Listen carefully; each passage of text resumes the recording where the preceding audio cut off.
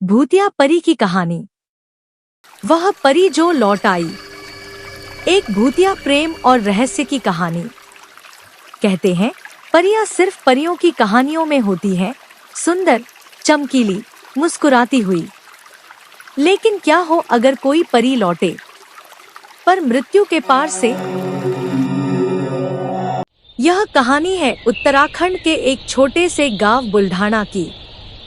गांव के पास एक पहाड़ी थी जिसे सब परी की चोटी कहते थे। कहा जाता था कि बहुत साल पहले वहां एक परी आई थी, इंसानों जैसी दिखने वाली, पर उसकी आंखों में गहराई और चाल में हवा थी। वो परी वहां पर इंसान के भेष में रहती थी। उसकी सच्चाई किसी को पता नहीं थी।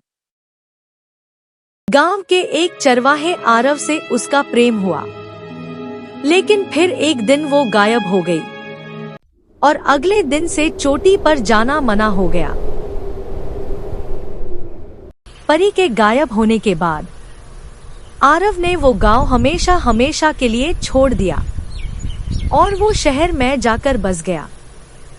अयान एक युवा फोटोग्राफर था जो दिल्ली से छुट्टियों में गांव आया था।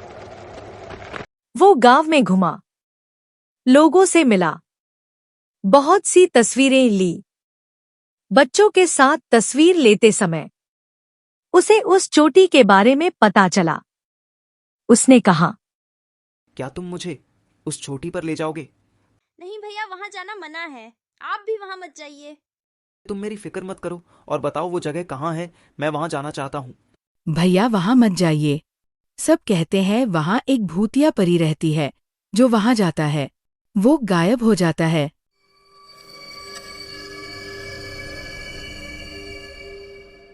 दादी को जब पता चला कि अयान उस चोटी के बारे में गांव वालों से पूछ रहा था, तो दादी ने उसे समझाते हुए कहा, छोटी की तरफ मत जाना बेटा, वहाँ कुछ सही नहीं है। अयान ने बात हंसी में उड़ा दी। दादी, आज के दौर में भी आप परियों की बातें मानती हो?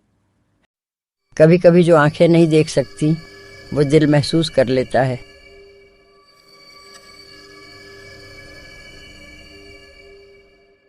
अगले दिन कैमरा लेकर अयान पहाड़ी की ओर गया।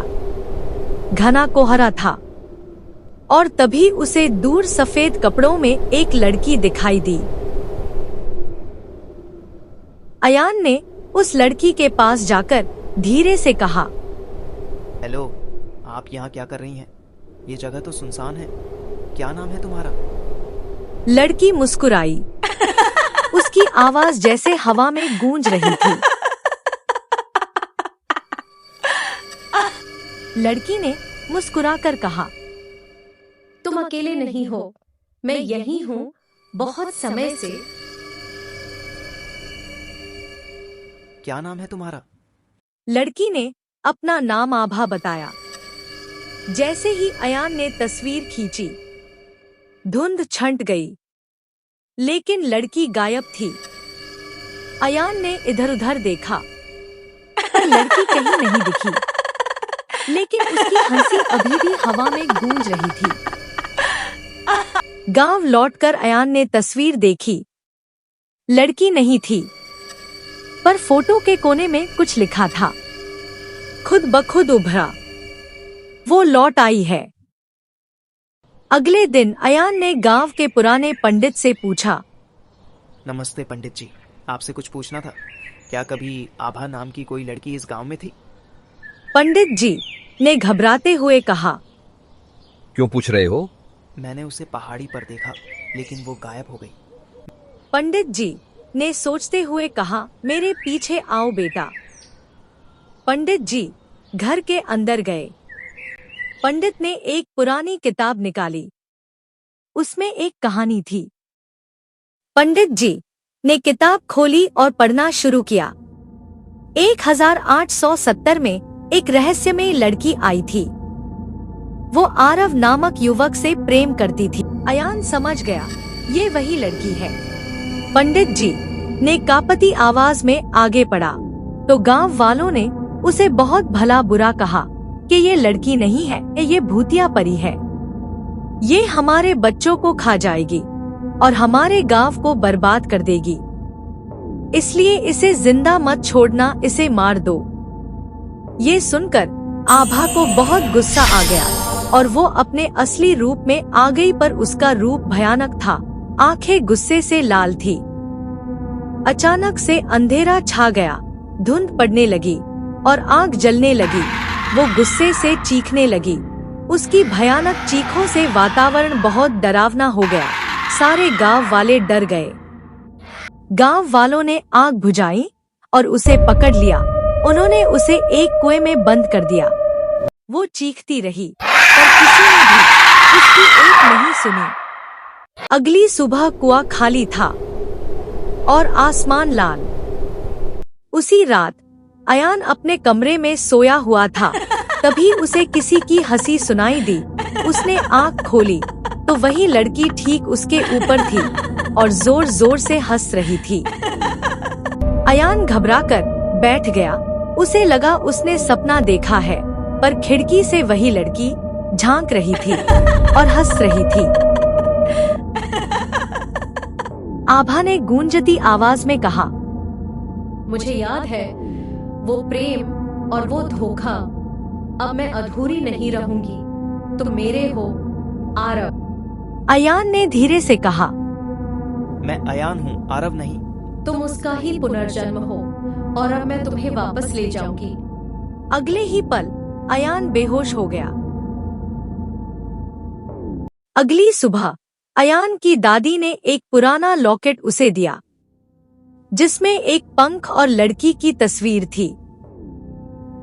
ये आरव और आभा की याद है। तुम आरव की तरह ही दिखते हो, शायद इसलिए वो तुम्हें पहचान रही है। तो अब मैं क्या करूं दादी? उसकी आत्मा को शांति दो, नहीं तो वो तुम्हें खींच ले जाएगी हमेशा के लिए। अयान चोटी पर फिर गया, अकेला पर तैयार। आभा सामने आई। अब उसका चेहरा डरावना था, आंखें लाल और आवाज गूंजती हुई। तुम लौट आए। इस बार मैं तुम्हें जाने नहीं दूंगी। आभा, अगर तुम मुझसे प्रेम करती हो तो मुझे बांधो मत। प्रेम मुक्त करता है, कैद नहीं। मैं तुम्हें न्याय दिलाने आया हूँ। जो हुआ वो गलत था, पर तुम जो कर रही हो वो भी सही नहीं। आभा की आंखों में आंसू आ गए, पर वो जलती रही। आभा ने रोते हुए कहा, क्या तुम मुझे माफ कर सकते हो?